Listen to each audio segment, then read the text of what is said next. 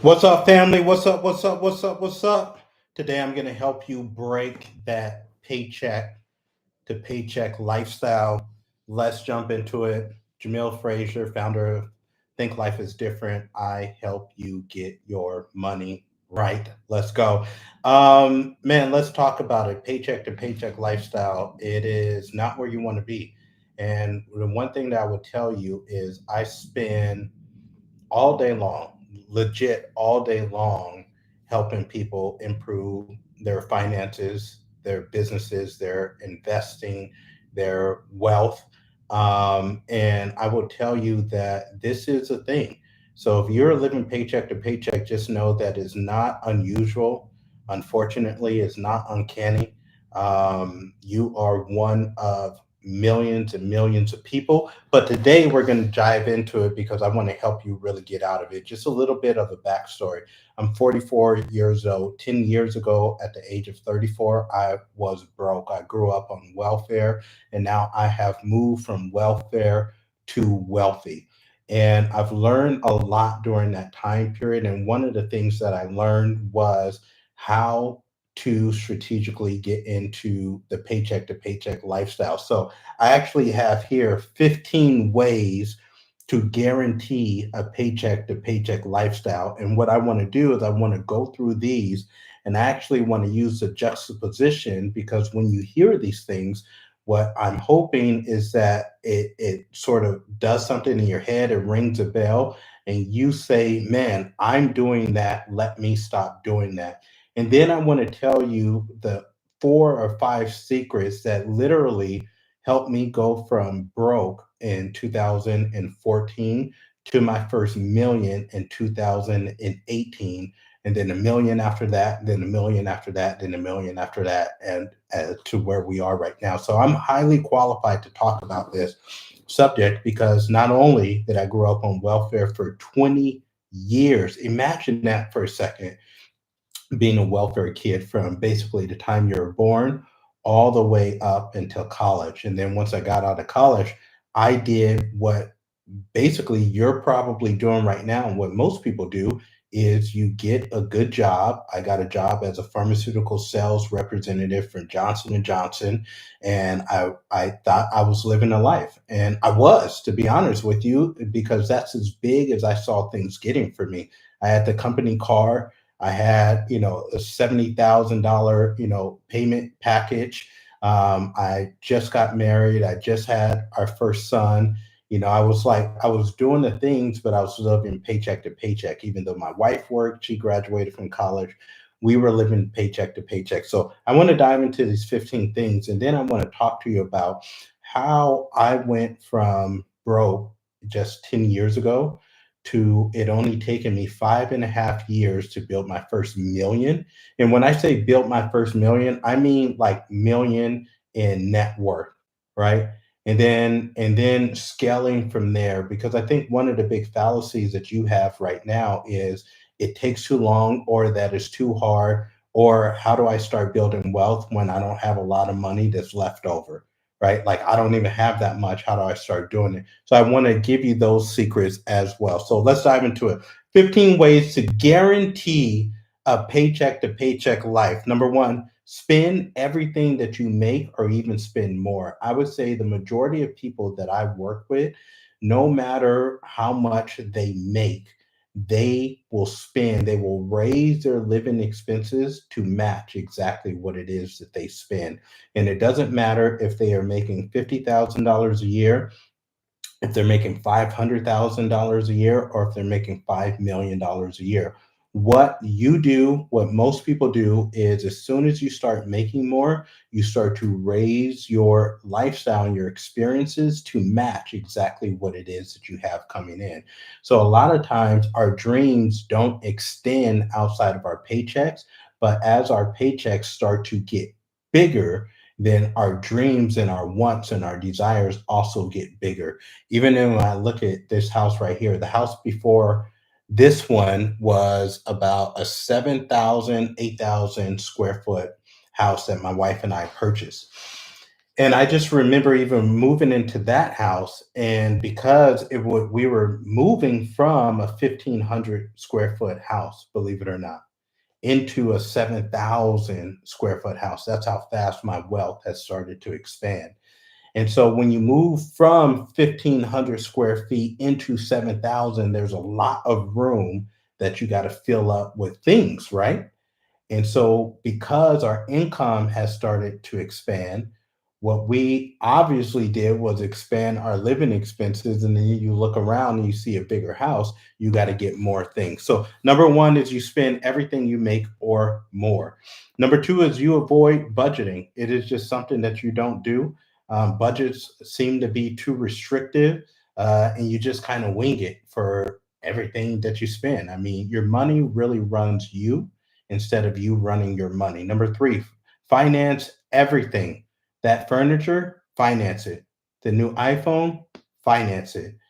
Put it on a payment plan. A car you can afford, lease it with high monthly payments. This is the number three thing that you can do to make sure that you continue to live paycheck to paycheck. Number four, you rely on credit cards for emergency.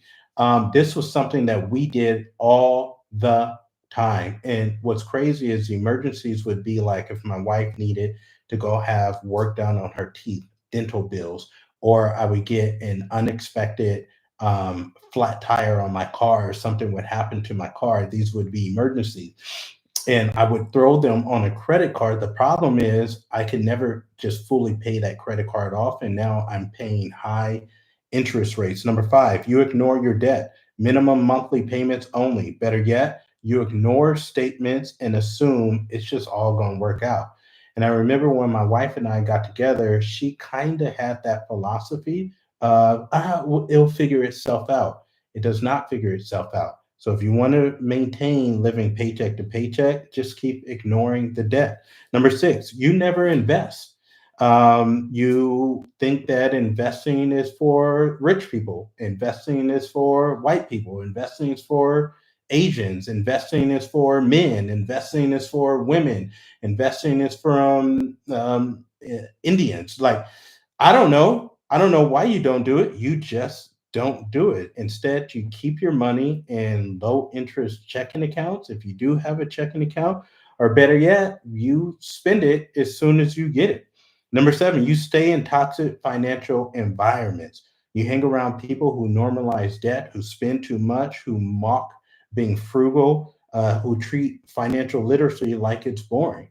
And so a lot of times, when I'm working with our students, I talk about zip codes eat people, and part of those zip codes are going to place people around you. Well, those things and their habits are going to rub off on you. And this isn't something that's new. You've heard this before. You know that this is true. I see it in my own life with some people, right? Like when I get around these people, I just want to spend more. I want to break my habits, and I start to adopt their habits.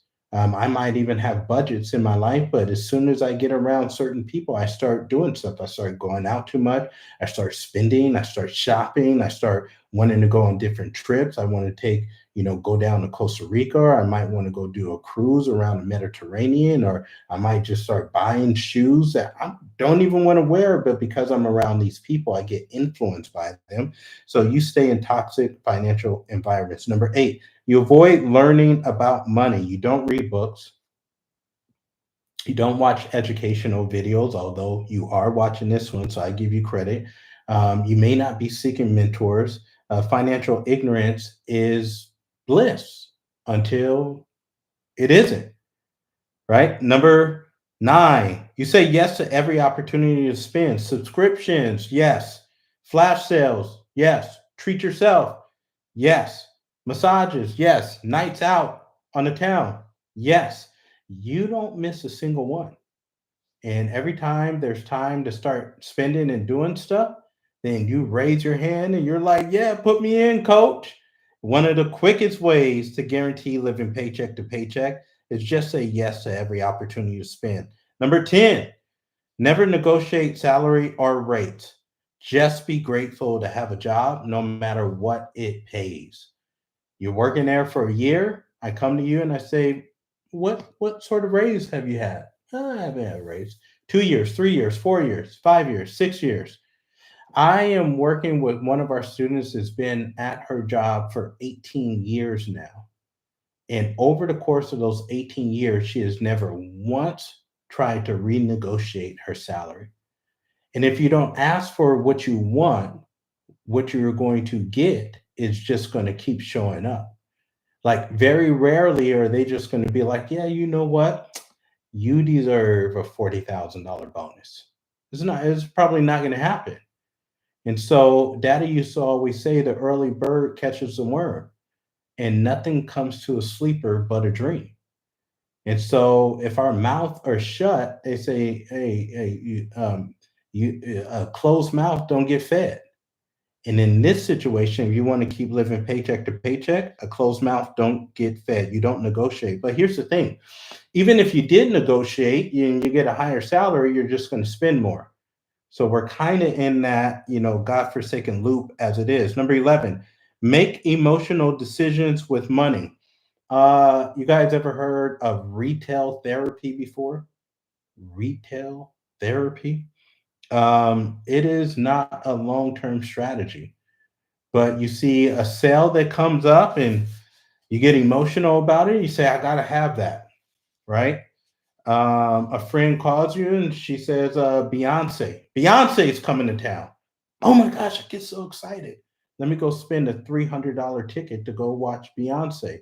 We get emotional about things. Number 12, don't save for taxes if you're self employed. This is a big one, especially because for a decade, I mentored independent entrepreneurs. And the one thing that tripped them up, that might trip you up as well, is not saving for taxes. Then we get shocked when the IRS come knocking and want their money.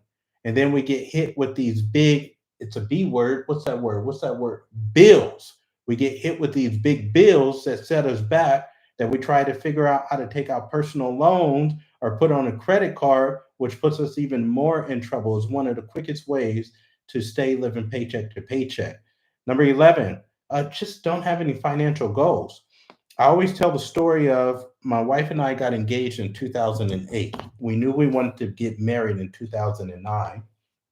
And so we had about 15 months to save for the wedding. Well, over those 15 months, I basically went to my wife and I said, you know what? We got 15 months. We need to save about $30,000. So I was making more.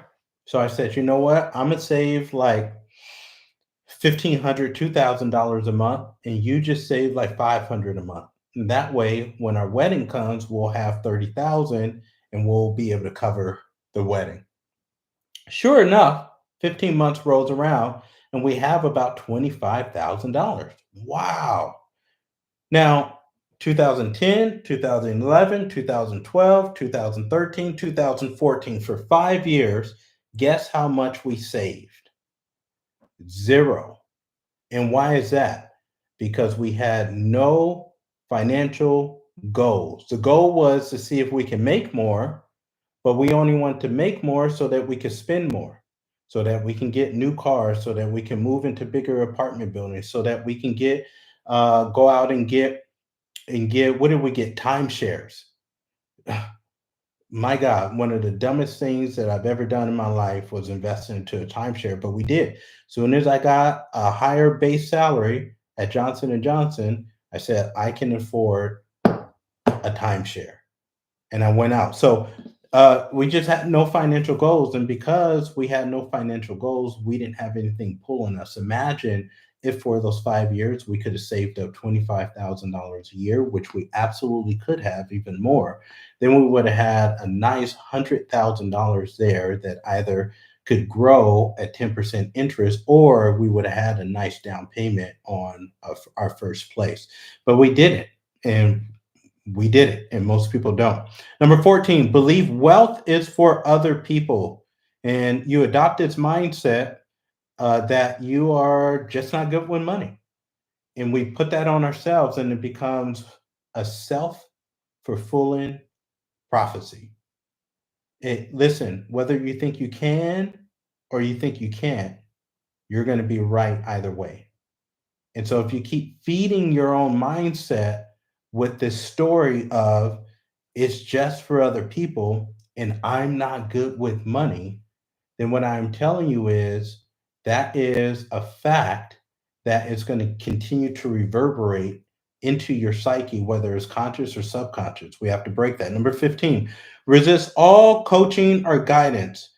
Stay stuck, stay confused, tell yourself that things are fine, even when they are clearly not. So, the 15 ways, really quick, let me tell you what you want to do. Okay. Was that helpful? 15 ways to ensure you stay paycheck to paycheck. Now, if you want to avoid the paycheck to paycheck lifestyle, and trust me, I'm there with you. I'm no different. I only started figuring this stuff out 10 years ago. And then I started figuring out because I was so motivated. And that's why I have all these books on the subject now. My first book, The Richest Man in Direct Sales, outlines how I went from zero to my first million. My second book, The 12 Shifts, outlines the mindset that it took to change these things within me, how I started shifting, looking at things differently. Because they say the things that you look at will change if you can learn to change how you see the things that you look at. And then my last book, it's around here somewhere, The Freedman and the Oak Tree, literally tells you how to start with zero and scale generational wealth. And I tell it through one of the most beautiful stories. So I encourage you to go get it. Here's what you need to do. 5 steps. Okay. Here are the 5 steps. Number 1, make a decision. Make a decision that you're going to change this financial picture. Now, you can watch all my videos. You can watch everybody else's videos. You can listen to all the podcasts. You can read all the books. And none of it's going to matter until you decide to change. None of it's going to matter. And here's my encouragement, man. Get a day one. Have you guys ever had a day one before? Like you knew you needed to make a change, but you kept putting it off to someday, and someday never came, or Monday or next week? No, get a day one. Day one is today. Today is the day that I decide to start. So the first thing is always going to be a decision. You have to decide this is not where I'm going to be. It's not my legacy. It's not my calling. It's not my destiny. And quite frankly, I'm tired of being here. I don't want to do this anymore. I don't want to be stressing. I don't want to be arguing. I don't want to be left out. I don't want to be anxiety ridden. I just don't. I'm not about that life no more. I just don't. I'm too old. We're too grown for this, right? We're too grown for this. You're making money. You're too grown for this. This is not for you. And if this is something that has just been what's going on in your family for generations, it's time for you to be a chain breaker.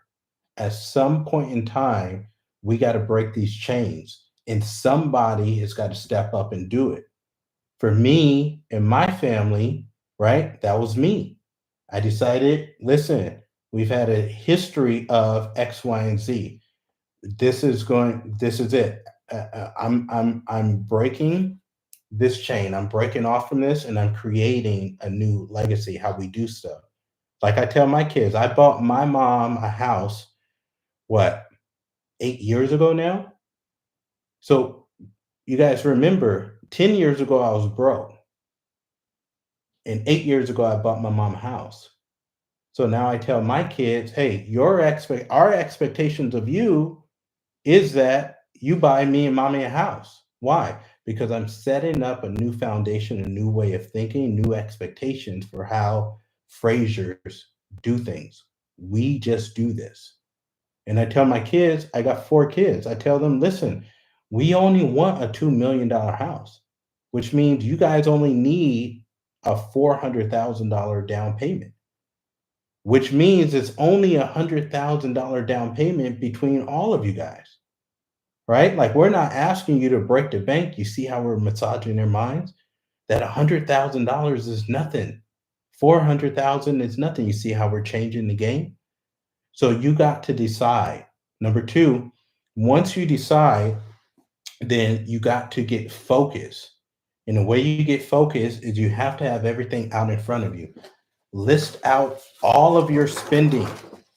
Put all of the credit card statements out there, the bank account statements out there. All of your spending has got to be right here in front of you so that you can actually focus and pay attention and not just be like, well, I think.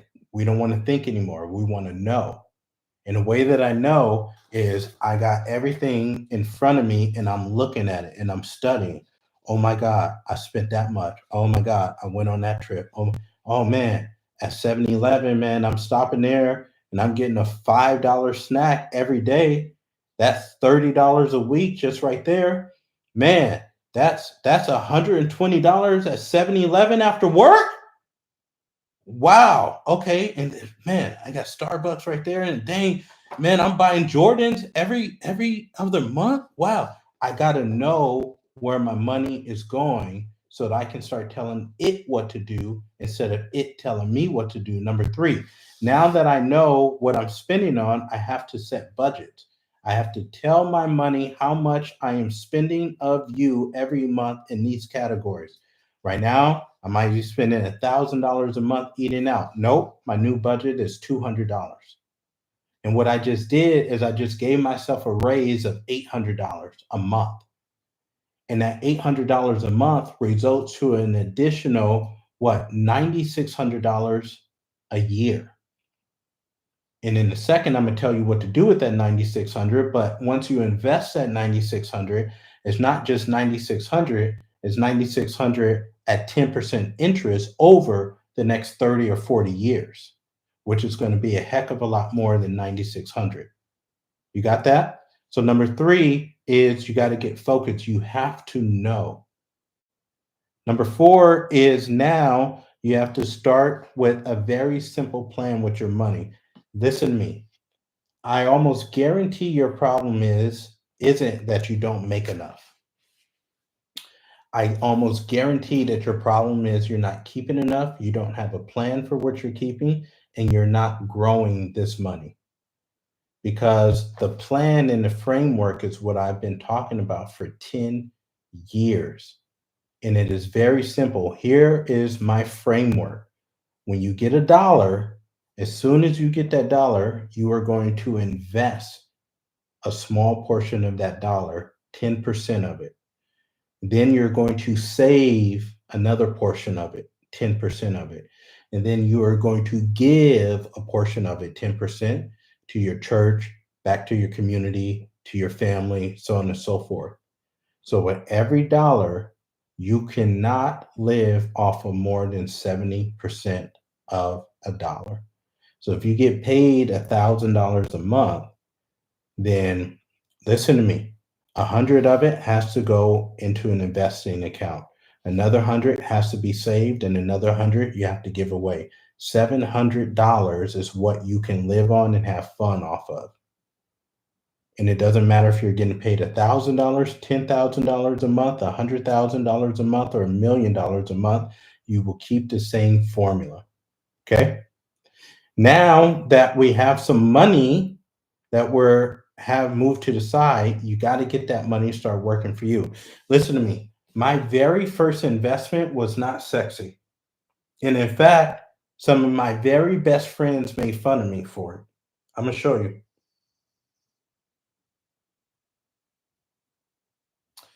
I don't know if you can see this. You see this little house? This was my very first investment. You see that?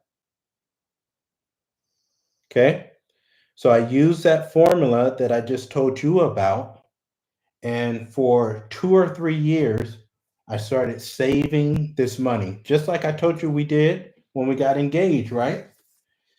Now, I saved up a good chunk of cash, but it isn't about saving. You're not going to get wealthy from saving money or making money. You're going to get wealthy from investing money, but it doesn't have to be big. Start small, like I did. And so I didn't have a lot of money. So I had to find something that I can put this money in so that this money starts making money for me.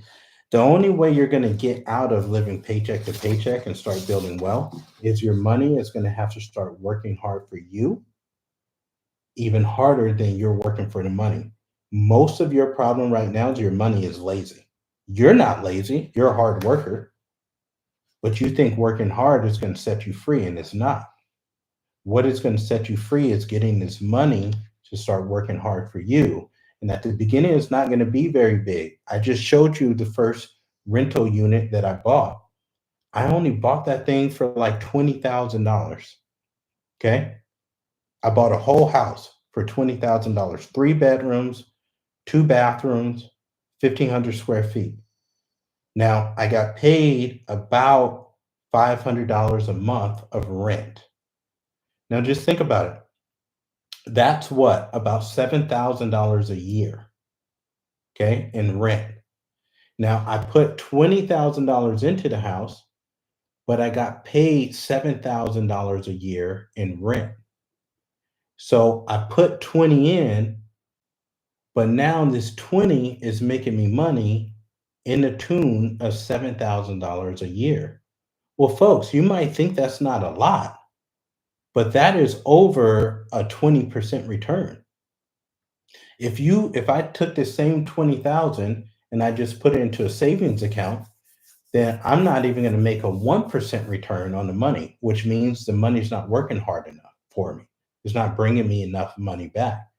I could take the 20,000 and I could put it into a bond, but the bond is only going to return maybe 3 or 4%. So the money is working, it's just not working hard enough. I could take the 20,000, I could put it into a high yield savings account, but it's only going to return maybe 4 or 5%. The money is working, it's not working hard enough. I could take that same money and I could put it into the market and it may return 8 to 12%, which, to be honest with you, I'm good with. So the money is working and is working sufficiently. Or I could take the $20,000, right, and then put it into a little piece of real estate and I got $7,000 back. Let's just do the math on that, you guys. Let's just do the math and see how much this money is working. $20,000 times